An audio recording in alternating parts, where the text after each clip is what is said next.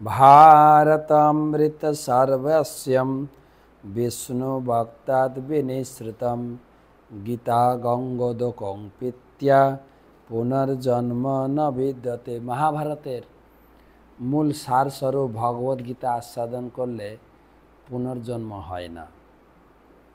আজকে গীতা আস্বাদন করব पंचदश अध्याय चतुर्थ श्लोक।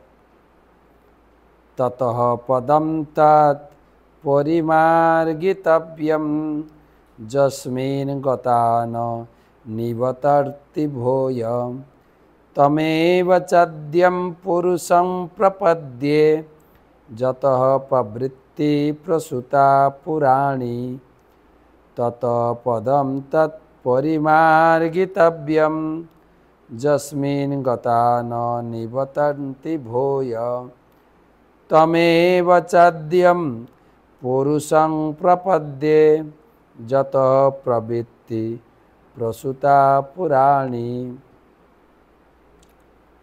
বলা হচ্ছে অনুবাদে যে সেই জগতে গমন করলে পুনরায় এখানে ফিরে আসতে হয় না।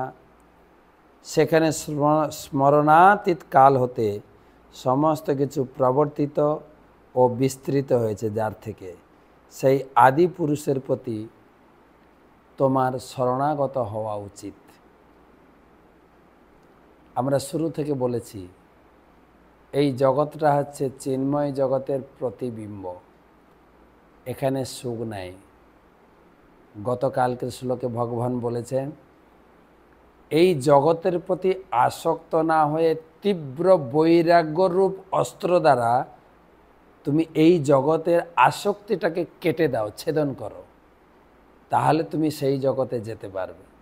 তীব্র বৈরাগ্য, লোকে তো এমনি বাহানা দেয় না, এখন ভোগ করি, বয়স হলে ত্যাগ আসবে, বলছেন না, ভগবান বলছেন না, নিজে থেকে বৈরাগ্য উৎপাদন করো, একাদশী পালন করো, জন্মাষ্টমীতে উপবাস পালন করো, স্বেচ্ছায় ভগবানের জন্য বৈরাগ্য, ভগবানের জন্য ত্যাগ, এইসব ব্রত উপবাস করে ভগবানের প্রতি আসক্ত হও।